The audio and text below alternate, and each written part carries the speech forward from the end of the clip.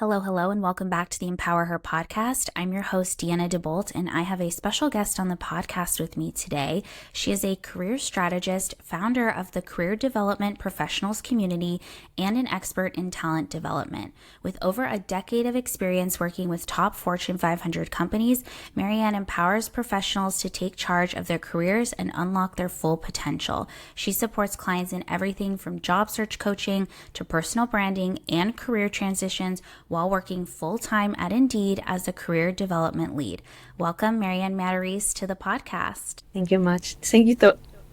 Thank you so much, Deanna. It's great to be here. I'm so glad that we could connect and spend this time together. I feel like my audience is going to be obsessed because you work at Indeed and you literally do all the things that would matter to them. I work with a lot of career coaching clients, so I think they're going to love hearing this episode and hearing you kind of talk about all your experience. So I'm super excited. Oh, thank you. I feel honored. So before we get into it, we have to talk about the hard-hitting, very important things, and that's astrology, okay? So I'm obsessed, and I love to know people's astrology because I feel like it gives us a really good insight into their personality, and I would love to kind of hear if you feel comfortable sharing what your big three are, so your sun, moon, and rising, and how you feel like that shows up for you kind of in your career and your leadership style. Yeah, so I'm an Aries sun, a Leo moon, and a Capricorn rising. So as an Aries sun, typically we're known as trailblazing initiators. So I tend to show up in my work being very bold, action-oriented, and not afraid to take the lead. I love to build things from scratch. And, I tend to feel like I'm the spark that gets an idea or getting people together or building community, which then leads to being a Leo moon. I really love to inspire others and honor their recognitions. And so, again, this is how I love to build communities simply like the Career Development Professionals community, where it fosters a sense of belonging. And then it also shows up in my work because I own the Slack channel that is our career development programming. So again, bringing individuals together. And then the last piece around being a Capricorn rising, it's typically the visionary standpoint. So I'd like to think this is where I show up in my work of being organized and grounded, and always thinking about long-term goals and how I can set myself up for success so that I can help myself and others achieve them. I love that. When's your birthday? April 14th. I'm the 11th. So we have Aries twins. This makes it so much. I love finding another Aries. It's just the fire signs are. And you have a Leo moon. I have a Leo rising. So there we've got some connections here for sure. I honestly feel like, because out of all my guests that I have, out of their top, their big three, we typically have at least two of the similar ones. So I feel like I attract similar people with the similar energies. So I absolutely love that. Yeah. That's a good combination though. It's a lot of leader energy with the Capricorn and Aries. Those are cardinal signs. So it's a lot of leader energy, and Leo likes to kind of lead anyways, even though they're not technically the, cardinal energy. I know. I always read that Leos are the other fire sign if they were to be a fire sign. Yeah, they're definitely that cardinal energy. I think that, they kind of like to be in the spotlight and like to do their thing, which is a good thing. So I love that. Yeah. That's amazing. So I'd love to kind of hear about how your role currently is at Indeed. It's obviously, from what, you and I have connected before, but sort of it feels very dynamic. You do a lot of different things. So I'd love to kind of hear what that looks like and sort of what your day-to-day is right now. Yeah, love the question too. So it would only be fair to go a little bit backwards to say that, career development has always been important at Indeed, right? Your product is helping individuals find jobs, but internally we didn't have a career development department until I was hired 5.5 years ago. I was about the third hire that came onto the team. And then very uniquely enough, my manager had decided to move to somewhere else, and then my peer, and then I was just a team of one. And this was right when the pandemic started. So it was an interesting time because we were putting, all our emphasis on virtual learning and manager development. That career development actually took a dip to the side. And I found myself asking each day as I signed on, what am I doing here? How can I help? And so I just, even though I was being kind of moved around different teams, I was starting to just build on what I wanted to work on and just kind of float it out there. And so what I want to share with you all is that's where I started thinking about like the community through our Slack channel. That way I could bring people together to talk about our programming as well as our career resources. And then I thought about how I showed up for my coaching clients outside of Indeed. And I was like, well, maybe I can leverage journaling prompts or prompts in general that will get people to be reflective or discovery oriented in nature. And so that's where a lot of the work rooted from. And so now 5.5 years later, a day to day really has a lot of variety, which I love. I love to kind of wear many hats, not just focus on one thing. But again, I'm spending my mornings thinking more of the reflection, like, what kind of career journaling prompts can I, share in our channel or help other clients internally, because I do also spot coach.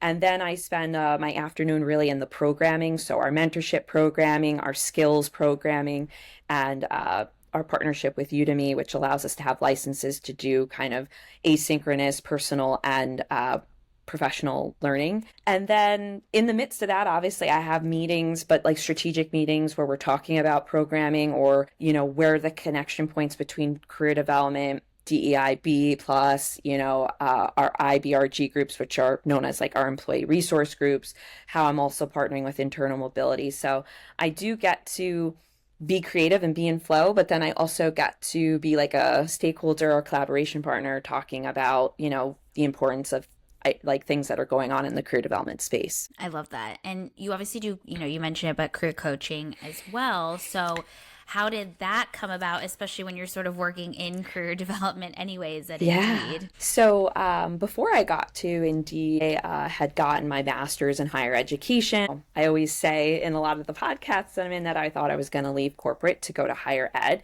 but it was within higher ed when I was getting my degree that I was like, you know what, there's a huge gap. There's really a way for me to show up for the different generations, and I'm going to take that back to the work I'm doing. And so that allowed me, even though I had a few different jobs, since then, I was able to work on curriculum and programming that supported different tenures as well as different generations. But I became that token friend and family member that was helping everyone with their resume or interview prep, that I was like, you know what? I love doing this and I think I can do it. So I created my own career coaching on the side. And I guess what separates me from other career coaches is just like I decided to stay in corporate. So obviously I spend my day-to-day large chunks of time doing that. But then I do offer like my weekends or my nights supporting clients with career coaching, but I only take a few people on at a time because it's, bandwidth, energy, as well as energy in general. Totally. So in terms of like when you see, you're working kind of on the inside, if we were to put it this way, and you're also working with clients who are on Indeed trying to find jobs, on LinkedIn trying to find jobs, networking, how do you sort of navigate, or maybe it's a positive thing because you can sort of give them you have information from two different perspectives for your clients? I think I truly can give the realness of what's going on. And I think that is, again, what separates me from others. I'm saying as a coach, we all have our niches that we tap into, but I do think that because I'm in corporate, I can give those who are job seeking a more robust job search strategy and also give them intel about what's happening specifically in the tech space. But then also when I'm helping those who are outside of Indeed, I think about, okay, well, there's definitely got to be individuals or professionals feeling this way internally. How can I leverage or cross those gaps? And, a lot of people do trust me, I'm saying, with their personal, like, what's going on. And I honor those spaces. And, the reality that I just want to share here, which might be like a hot buzz topic for everyone, is like, sometimes, people want to get out. And it's like, well, how do, I stay relevant? How do I look without it coming off that, so I'm just saying those are things that do come up. But I have to say a really interesting testament is that everyone wants to be a boomerang. So like everyone still wants to return back. And so I think that it is a beautiful way that, understanding again with generations and especially millennials and Gen Z, like it's okay to keep exploring and see what's next. But I also would love to counter that with like sometimes the grass isn't always greener. So there really is like reflective discovery work you have to do with yourself if you're looking, I'm saying, to leave or explore. And so a lot of that spot coaching kind of helps the like right now, what's currently happening, how can I shape things so that, they can set themselves up for success. And success obviously looks different for everyone. It could be getting out. It could be like, how can I make my role feel more organic? How can I have a champion in my corner at work? How can I have a better relationship with my manager? So, are you saying that you're seeing a tendency of like people going back to corporate or going back to the companies they were working at? Yeah, I think they want to get a taste somewhere else to kind of show some, growth or that they developed something and then bring that back to where they were. Interesting. Is that to get salary raises, promotions? I want to say it is both. The interesting thing is, I still feel like I'm hearing like I want that title bump. It validates. It makes me feel secure.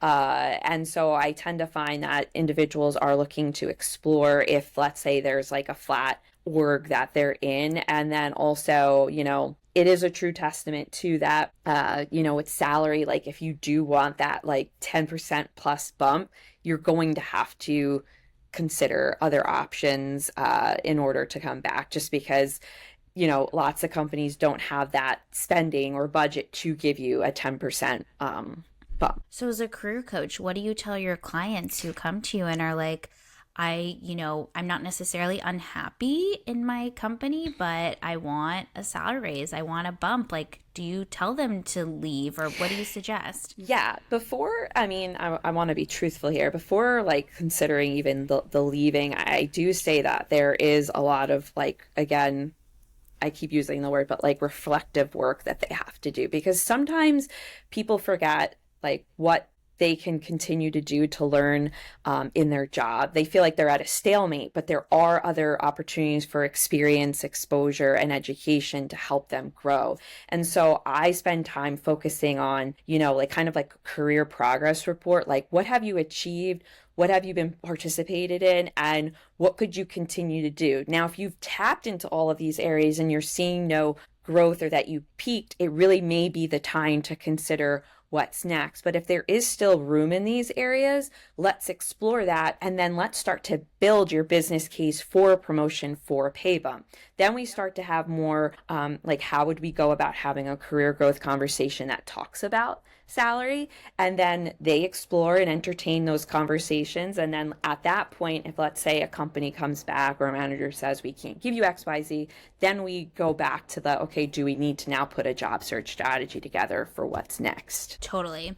And I think, this is the reason I asked this question. And I think it's very relevant to, what's going on in today's world with the economy, with the layoffs, with all the political changes. And, do you have any tips or any sort of, things you wish people knew as they were job searching in this current climate? Yeah, I'm seeing a lot of polls that are really saying like how long do you think it is to search for a job now? And I want to say you would think I would have been a little bit smarter here, but I'm just going to say I am just like all of you where I can be very naive. I chose that 3 month, but I am going to say it's looking more like that 6 month plus. And I know that that can be detrimental, especially when we all have bills to pay. But that just means that you need to really set your job search strategy up for success almost immediately. And then understand your energy level, because if you like roll immediately, by the 6 months, you are going to be burned out, and you need to like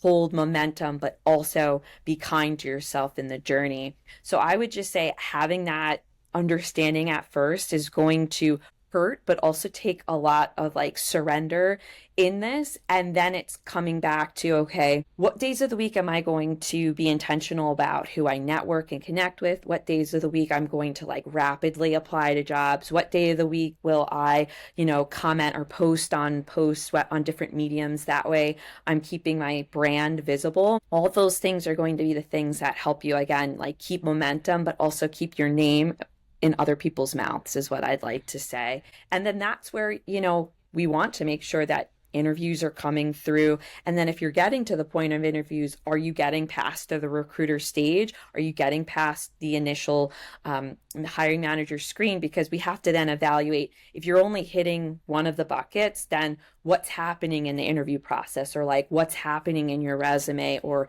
your visibility that's detracting you from opportunities. You mentioned networking. So in terms of like networking versus applying, what's sort of a good percentage, or what should people be really focusing on if their intention is to get a job? Yeah.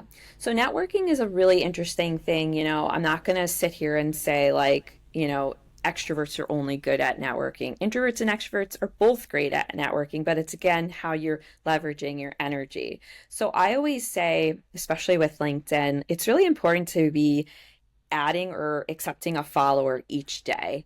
And it's not just it feels like a numbers game, but just hear me out here. What I'm trying to get at is you want to be intentional about like who you're curating in your community. So at first, like if you need to find your friends, your current colleagues or past colleagues or alumni network, get that. That way it's making your growth in your community robust.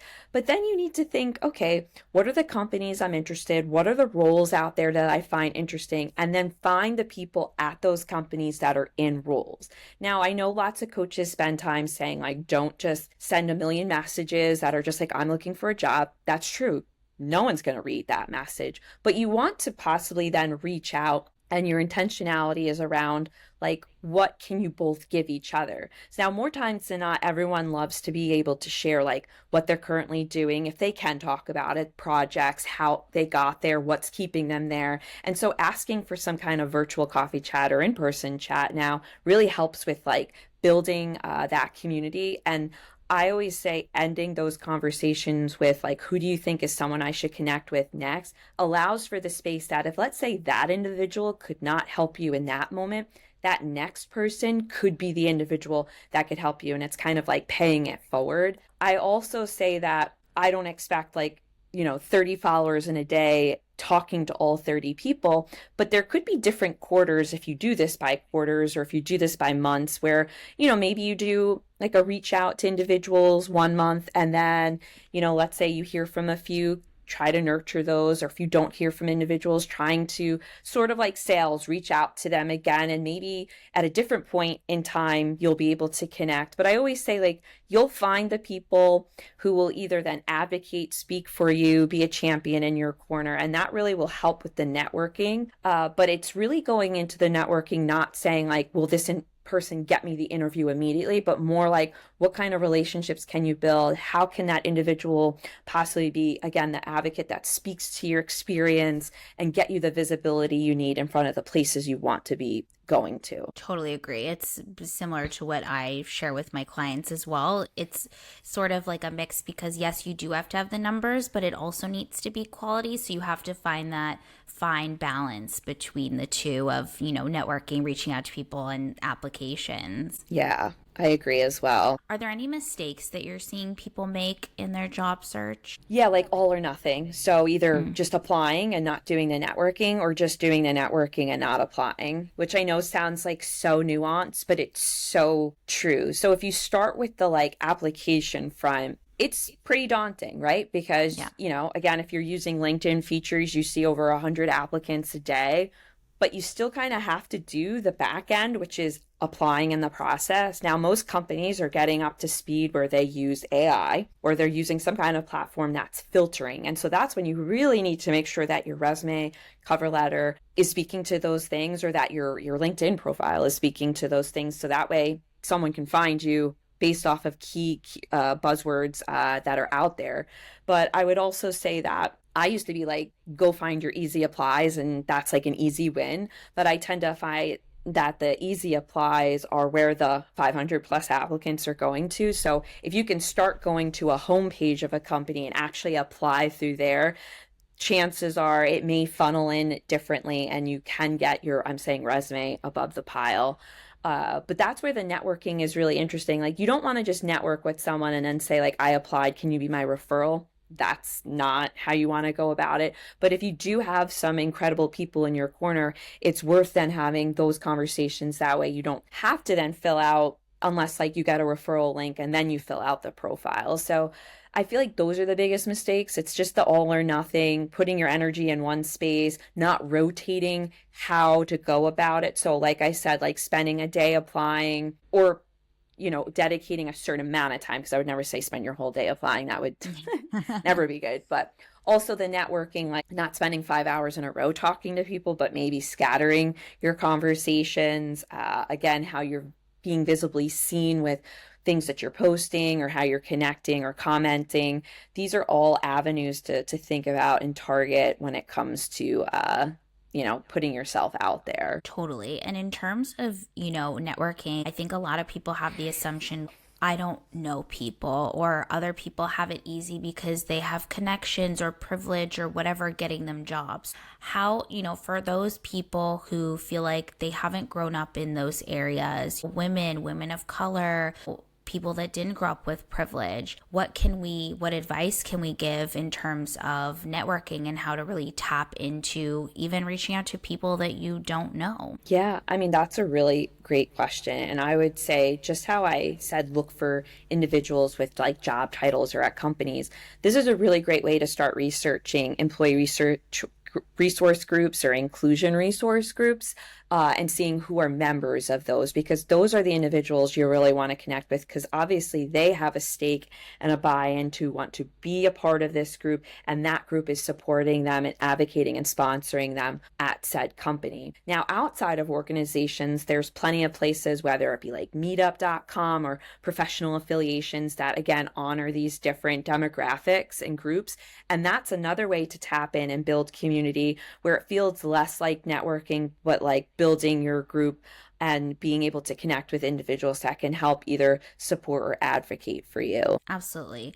I mean, I definitely think that nowadays, even to my clients, like, yes, I tell them, reach out to the people but I mean, the majority of the people they're reaching out to are people they've never had a conversation with in their life. Like, with LinkedIn and everything, it's becoming much easier to sort of, do that. Yeah, I definitely agree.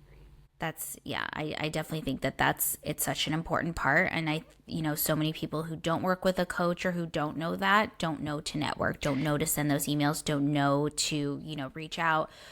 I also find some clients who, they have a great resume, but they maybe don't use their LinkedIn, or they haven't updated their LinkedIn. What are your thoughts on LinkedIn and making sure that's updated? Yeah, so I want to be fair here and say, I know I work at Indeed, and Indeed is an incredible product as well, but we just have different features than the way LinkedIn has different features. So I do want to acknowledge, on the Indeed front, you can create a profile, you can create job alerts, community alerts. That way you're tagged for certain jobs or being reached out based off of your profile settings. But the thing that's missing in the Indeed community is that community connection point, like gaining a follower, gaining a connection. But on the LinkedIn front, I tend to find that people are, working also on their resume, but then not updating their profile on LinkedIn. And so one's outdated, archaic, it doesn't read like the elevator pitch that it should be reading, or it either has too much information in there. And so I would say, like, they're different modalities, and so they should not be duplicates, but they should definitely speak to the same things. And I mean, great services out there with AI where you can even use ChatGPT to consider, how can I market myself on my resume? How can I market myself through my LinkedIn? And then that way your bio and your profile there speak to certain things, so that after the resume, it's even sharing a bit more for you when a recruiter is reaching out or doing a Boolean search. Totally. I love that. And a lot of my clients use Indeed too, and they have profiles. I know they find it super helpful. So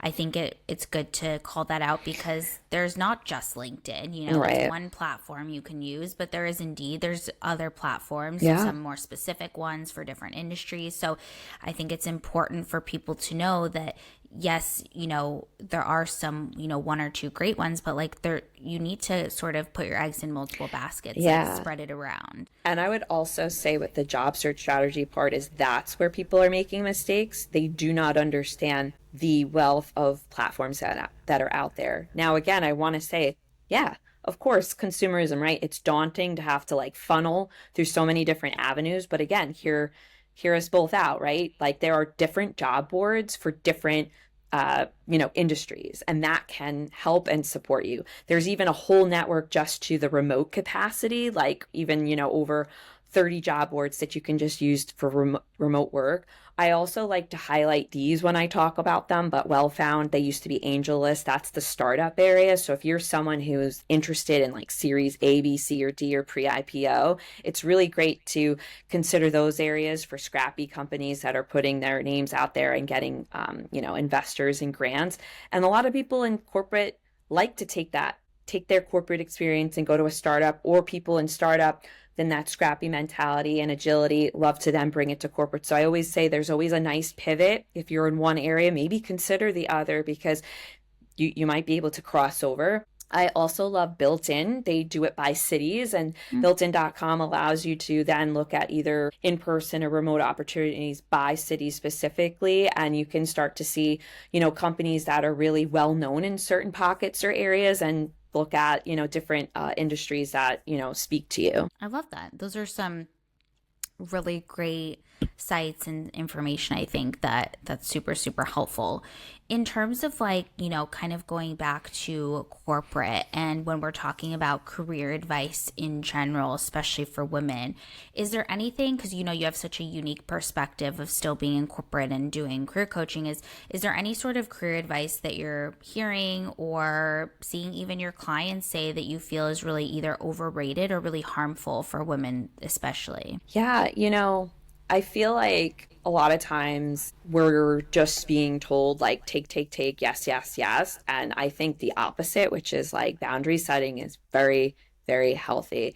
And so I just want to say, like, for anyone who needs to go on a leave, whether it be a caretaker, parental leave, I think that it's important to say like that doesn't diminish who you are or the work that you do. And so when those things come up, or that's an opportunity in your life, what you need to do or take, individuals feel like, oh, that's going to hurt when I come back, or my career trajectory. And that's where I'm saying boundary setting really comes into play at that time, because you get to set the standards of this is how I'm going to work, or this is how I'm going to show up when I return. And if someone truly can't meet you there, whether it be a manager or a company, I know this is completely easier said than done, because again, bills and we have things to do. Get out while you can, because why would you want to be at a place that is a disservice to you? How can you determine when you're interviewing, applying for companies, if that company is going to be supportive? I'm talking supportive of women, whether it's DE&I, mothers, like what are some ways that you help your clients so that you can help kind of determine that? Please spend time on a company's career page. If you don't do that before your interview prep or before your interviews, you're really hurting yourself. So if there is nothing on there that talks about supporting women, supporting mothers in the workforce, or even just inclusion resource groups, like if they don't even have those, then you just know that that's probably not a place you want to work. Now, there is a caveat, right? Like, oh, you could feel like, well, if I go there, I can create that space. More power to you, please do. But as someone who's maybe a first timer, a new timer, whatever in those areas, I would say consider looking at the career page. And if they don't have it, then looking for something else. And then maybe at a different point in your career season, if you still see that places aren't having these, and that's something you want to take on and you can build if you get a job there, then you can do that too. But I would say if you're not spending time on the career page and understanding the mission, the vision, the values, their groups, their commitment to DEIB plus as well as like sustainability, you're only hurting yourself, because isn't it just as much as you interviewing them as them interviewing you? And so if they don't have the Yes. things that you need that are going to support you, why would you want to go work at that place? That's literally what I tell my clients. And, something they ask me a lot because I work with, women of color, people who are neurodivergent, moms, etc. And they're always asking me, like, should I talk about this or should I put this on my profile, or what if they see this? And I'm like, okay, if they see it and then they don't want to interview you, is that a company you want to work for anyways? Yeah. So it's always something to ask, is like, that's actually a good thing to put those things out there. And I'm not saying you have to go in, interview one and talk about it.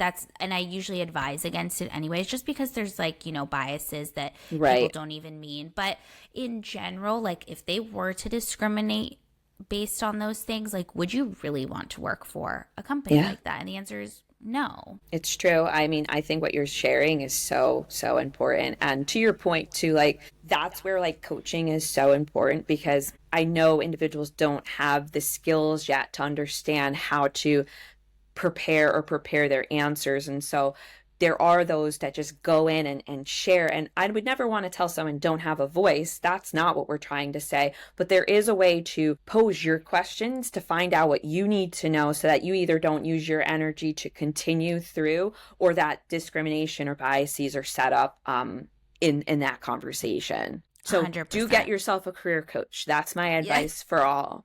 Well, coming from two career coaches sitting here, wink, wink. Like, Not to promote ourselves, but yeah. I completely agree. And, it's just becoming more and more important, especially, in today's climate. Like, it matters more and more, like what we're talking about, who has those programs, who's going to support women.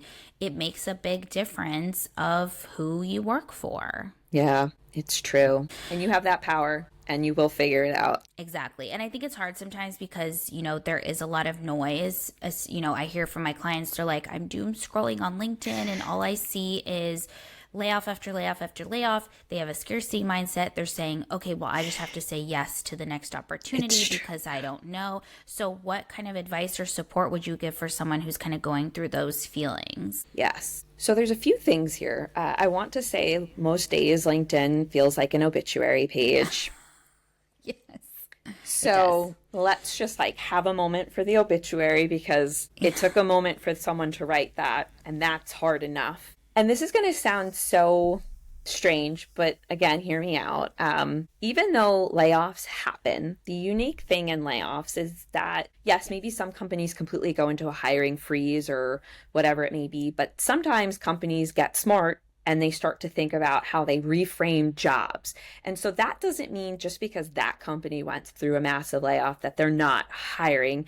And so this is going to sound so strange, but I would say when you do see like, layoffs or these obituaries online, I would encourage to then go back to the company page and see what they're applying for, because maybe they restructure, reorg, change the name, and maybe there's an opportunity. Now, the flip coin of this is like, I know once a company does the layoff, people have like the red flags, like it's going to happen again. And that's the reality of this, is like, it could very well happen. But sometimes I find that after a mass exodus or a layoff, there's actually this like really interesting kind of rebirth, that there's opportunity. And I would say go find that company again and possibly apply if it's hitting your mission, vision, and values. Okay, I've never heard anyone say that. And it's actually really interesting and good advice, I think, because I don't think people are even thinking that's about that. my hot take. That's a as very of late. hot take. That is piping hot. Like, actually, because mostly it's like, oh, there's layoffs,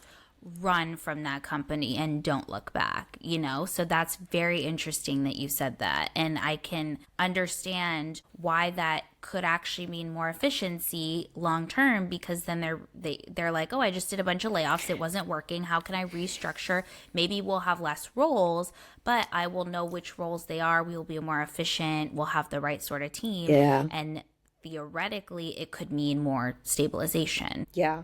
And I think that sets people up for their interviews to be more compelling. So then again, this is my hot take. my hot take is if you read in like whatever, be a LinkedIn article or just what's out there about why a company did do a layoff or you knew someone at said place, this is your opportunity that let's say you do get an interview at that place, you can tell them what you're going, like you spend your interview telling them what you're going to bring to the table. But if you saw that there was a deficit in an area or an idea that you could take from somewhere else and show them how it could help support the company's efficiency moving forward, I'd bet you that they would hire you like on the spot. Right. So that's like my other hot take is like coming with like how you would fix and come with a solution in your interview. I love that. I feel like though you have to have a regulated nervous system. I know. Yes. No, Some of my clients, I'm like, I don't know if they would be able to do that. Again, these were hot takes and they're not for the faint of heart. But if you hear it today and it just like rubs you in a way that you're like, I'm just going to hold on to that, it could then serve you, I'm saying later on, or with great support, career coaching, or even a mentor, you may be able to then get to that place and do that for yourself. Yeah, I think that's a very hot take, and I think everyone's going to be surprised, but I think it's a good please message me after this for anyone who's listening, because yes. I love a good like success debate or success story, or debate or about it. Debate, yeah, I love that. Well, speaking of kind of hot takes, I don't know if this is a hot take, although I think a lot of people don't know this, so that's why I want to talk about this. I talk about this with my clients, so I think it's so important, the hidden job market. Yeah. So people don't realize that like the majority of roles or opportunities aren't actually posted. Can you talk a little bit about the hidden job market and what that looks like? You know, it's so challenging, and that's why I guess I'm gonna keep promoting the like get yourself a coach, because coaches understand this is part of like our vernacular. You know, anyone who's just like in this storm is not going to understand it unless again they Googled it or whatever. But I do want to say that more times than not, when a job is posted, it's already identified the person they're going to hire, and so that kills people's internal system. And I get it, you have every right to be totally like, well, what's the point? But you have to remember that businesses are businesses and they have to meet certain standards, like having a role open for X amount of days that hit both an internal and an external market in order to, not get sued.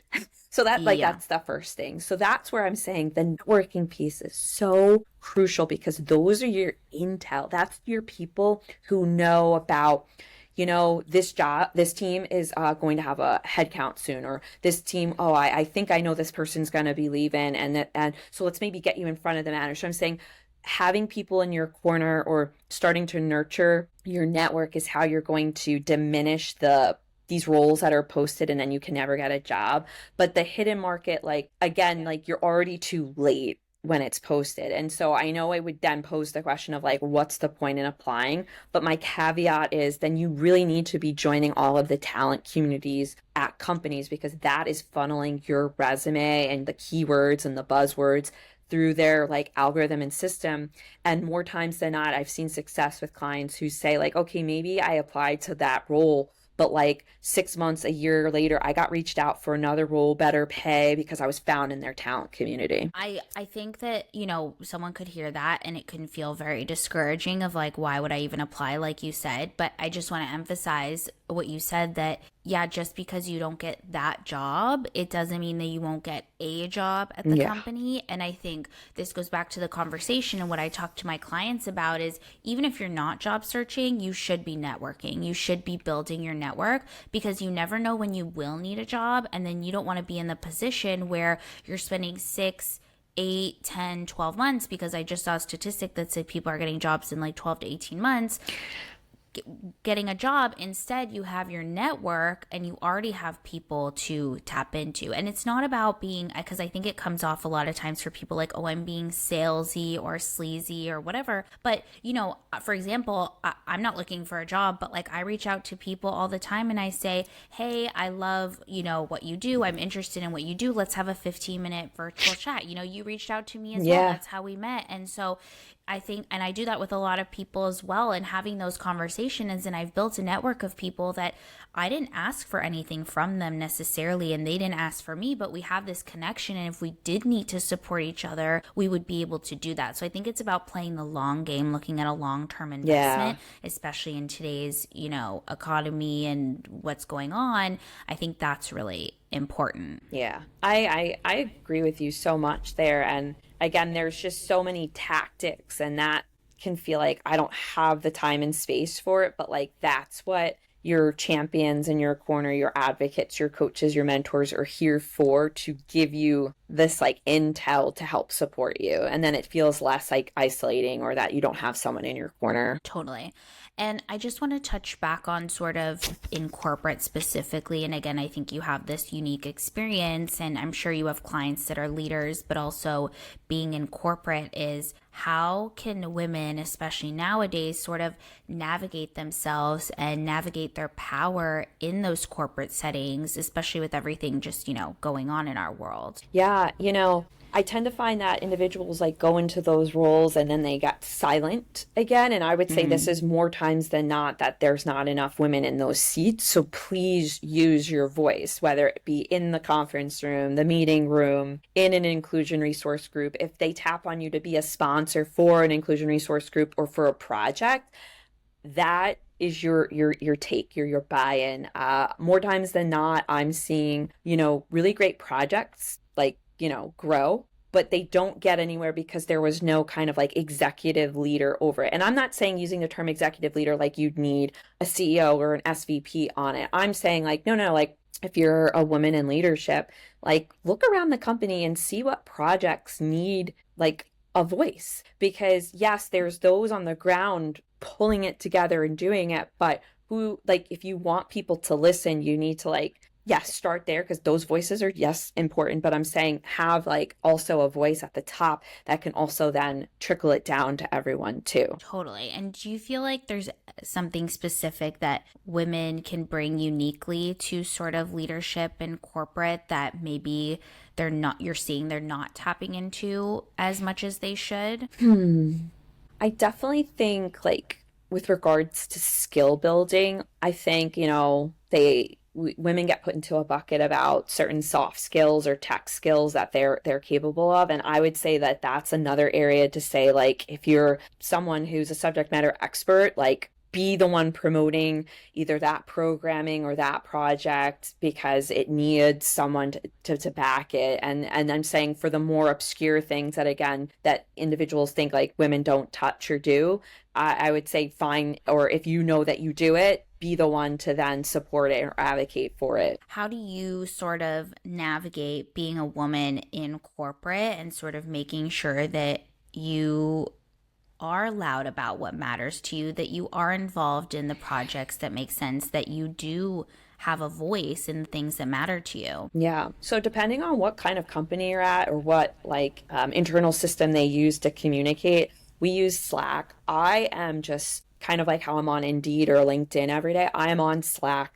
every day, and I'm reading the in between. I don't wait for the pulse survey. I don't wait for the engagement survey to tell me what's going on. If you read between the lines, you will see what people are asking for and what they need. And so that allows me to like pull data that's kind of real time and assess, do we have programming that's not meeting it? Or, oh, I see a gap here. Can I insert myself to then bridge the gap between these two parties, these two projects, or these two, functions? And then in a way, like, again, inserting myself allows like I'm taking the step forward, but in the end, maybe they're the ones who really will like work it out, build it, whatever it may be. So again, I would just say if that's something you're comfortable doing, it's a really great way to start. And so I'm not saying you need to look at like the 100+ Slack channels that you're attached to, because I'm sure at every company, everyone's attached to so many, but the ones that like really resonate with you, like I always go back to like the one I own, my mentorship one, as well as the inclusion resource groups, or just the like our announcements channel. And I just read what people are sharing. And again, that tells you what's going on, what needs support, what needs help. And especially when individuals are like, I just could use a spot coach about talking about something career. Again, I'm not a therapist at the end of the day. Some of these conversations do peer that way. And then I do point them to the assets and material that we have, as well as our benefits department so that they go to the right place. But if it's an area where I can just, coach them with regards to career, get them out of like a tough spot, it allows me to help them. That way they can, manage the rest of their day, stay relevant, or, show up for themselves better at a different point. I love that. I definitely think a theme of what you've said so far, just with everything, is sort of just like kind of showing up and being there and sort of like putting in that like time and effort to just kind of, see what's there, read between the lines, be active in the community. That's really what I'm sort of hearing from you, is like a tip to sort of step into that power and really kind of be seen. Yeah. And there's definitely peaks and valleys, meaning like I'm human. I'm not doing it every day. Yeah. There are days I'm exhausted. I'm in a different career season myself where, I just had a baby and, I do log off, for my work. But I'm just saying there are going to be high days and low days. And on the high days, if you can show up for that, great. And on the low days, just know like someone else is doing it and that feels good and that's okay. And you'll return back to it when you can. I was going to ask you, because obviously you're so enthusiastic about this and, your corporate job, and then you have, your career coaching. Are you ever able to sort of turn it off? Like not think about it, or sort of just like, turn it, because they're both similar, right? In things that you're thinking about. So I could imagine that it could easily consume your everyday. It does. And so I want to say I'm a work in progress myself, where there are times I can't. But what I will share, and if it resonates with anyone at any point in this journey, before I went on my maternity leave, I posed the question, I'm like, what will career development look like when I return in 7 months? And boy, was that a really interesting question, because when I came back, even though I had logged on LinkedIn quite a few times, but like I wasn't spending my energy because I was obviously taking care of my son, using my time to take care of myself and my family. I was just like, what am I coming back to? And it was wild, and it's still wild. And I'm learning from all of you. I'm saying clients internally, externally, from other coaches. And I don't have like all the answers, and I'm still looking for a lot of the answers. But what I will say is that's how I know that I'm in the right space and I'm being invigorated, because I will work on something and I will see the connection point between the both. And so even though I might not be able to turn my head off, it allows me to show up better for the opposite, depending on what day needs what. And I think that makes it work out. Totally. I totally agree. And it's like, it's hard. I did corporate too for a while I was coaching, and it does feel like it's hard to sort of, okay, where's the line? Where do you draw the line? How do you, rethink it? So I think you have a unique perspective too of like having that maternity leave. How long did you take off when you had your son? Yeah, so I want to say thank you so much indeed, because they have a very beautiful caregiver leave. And so I had taken just some PTO before going out because I had gone to 41 weeks. So that was a nice blessing. Wow. Yes.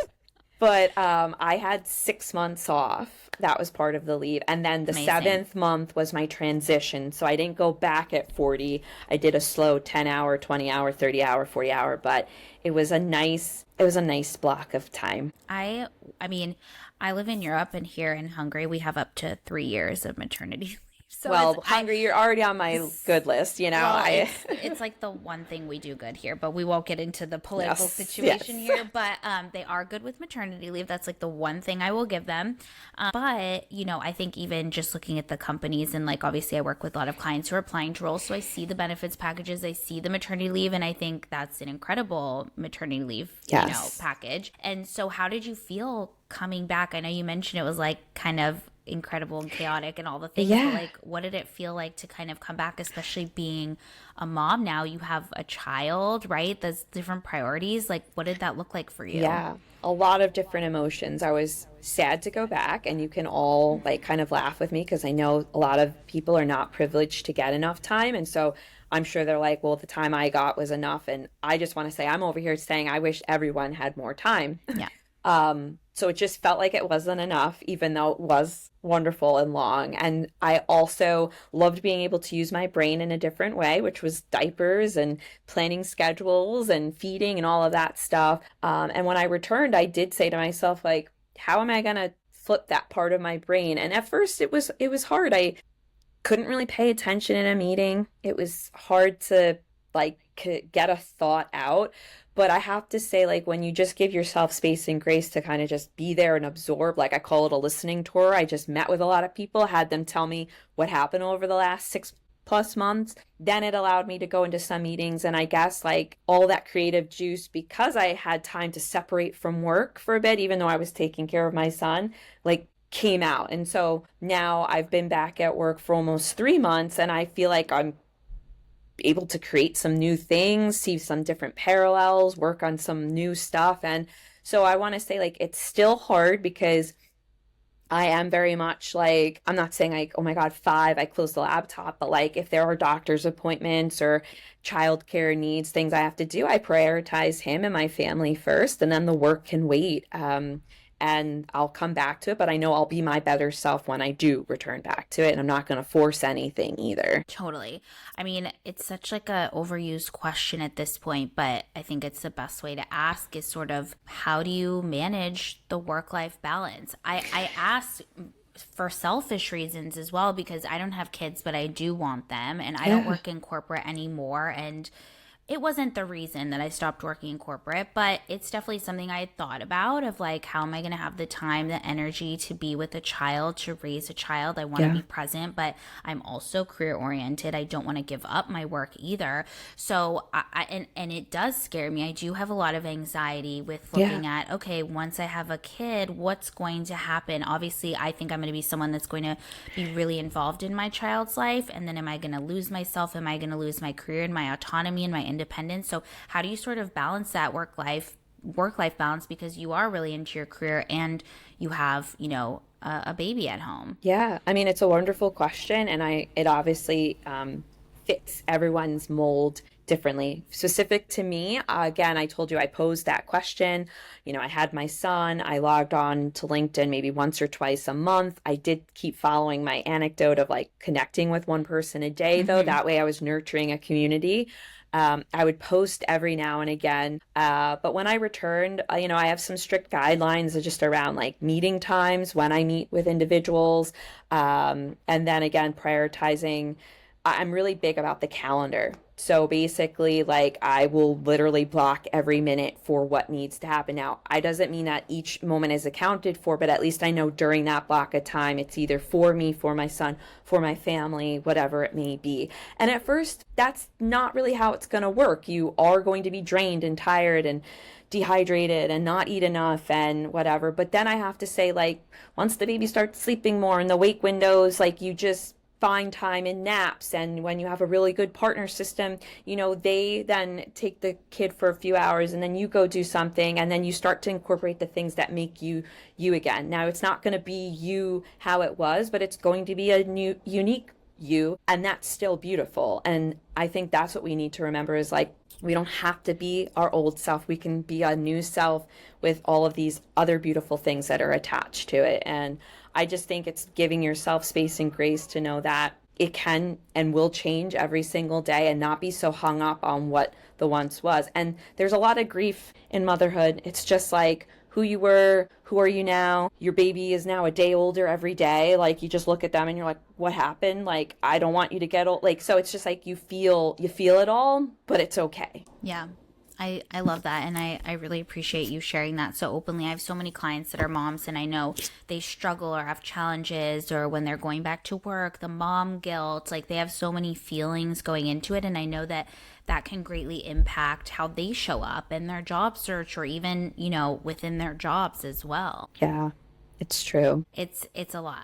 That's why I'm like, it gives me a lot of anxiety to even, But you're doing the right thing, that. which is asking this question, because what helps is if I can leave you with one thing and someone else can leave you with another, you start to put all of these into a toolkit that sits in your brain. And when you're ready, you will then tap back into that area, because it's not a one size fits all, and you're going to absorb so much advice and beauty from everyone that you just use it when you're ready. Totally. And you know, something that I unfortunately hear people say, and I'm sure you don't agree with this, but they say, well, we shouldn't be giving special treatment to moms or people with kids, like, leaving the office earlier, being able to go to places. So what would you say to those people who, have a lack of empathy, as I would put it, to moms and people with kids? Yeah, I mean, it's so hard. Some people are being managed by people who just don't understand it. And I'm not saying like come to your meetings and like give them a teaching lesson, but it is your time to say like, this is what I can and cannot do.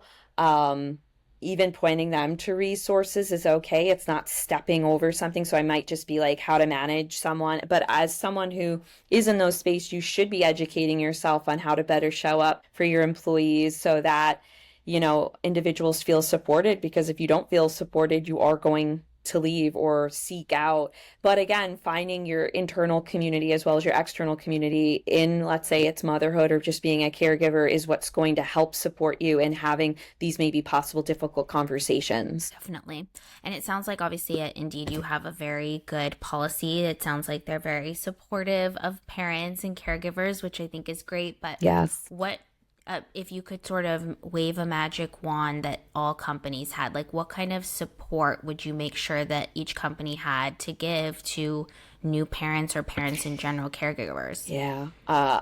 Immediately it would be the time off, because making individuals go back to work after 6 weeks or 3 months, It's crazy. they're just getting, it's just that will never make sense to me. And then I know that there's a lot of money that goes behind the programming that supports that, but I really think it's important for companies to, either pay for a service that is well educated in that area so that individuals, when they're coming back and ramping up, can like leverage it to support them either pre or post their time off. That way they can acclimate better. So again, that can look different everywhere, but I'm saying just like either programming from an external vendor that supports caregivers who are returning back to work. Those would be my two pieces. I love that. I think that's super important. And just having people to support and understand what they're going through, even if you've never experienced it. I think having that support in the workplace is just extremely important for a parent to come back from leave and then feel like they have that support system around them. Yeah, definitely. So just as we're kind of wrapping up, my last question is just, what are you feeling currently lit up by in this next season of your life and career, either at Indeed, either in your coaching practice, or just in general as well? Yeah, it's really motherhood. I just love watching my son grow, and I'm just excited to keep seeing like him hit his next month before his 1 year, and just, being able to allow him to, be part of, the community and grow with him and do some fun summer stuff. And, I really think I came back in, even though it was a transition, like hitting the ground running at work, that I really do want to leverage this summer in a slower capacity. But I think that will ramp me up again for the fall to, build better programming. But I really do look forward to just connecting with others, doing more speaking engagements like podcasts, just to, scratch an itch that I have that I'm passionate about. And those are the things for now. I love that. Well, lots of amazing positive things. I want to make sure everyone can find you after this. So tell everyone, any handles you want to share, where they can find your work, all those things. Yeah, I mean, I'm going to point everyone just to find me on LinkedIn under my name, which is going to read Marianne Matarese. And then you can connect with me. And then all of like my offerings, as well as my past speaking engagements, it's all tied there, and you can explore and we can connect and speak if you want to. Amazing. Well, I really appreciate you being on the podcast, Marianne. I think it's going to be super beneficial. Again, like I told you, I have so many career coaching clients, and I think it was such an insightful conversation. So I really appreciate you being on. Yeah, thank you so much for having me. I'm so glad that we could connect and have this time and space together too. Definitely. Amazing. To everyone else, I hope you have an amazing week. Sending everyone lots of positive energy, and I'll see you in the next episode. Bye, everyone.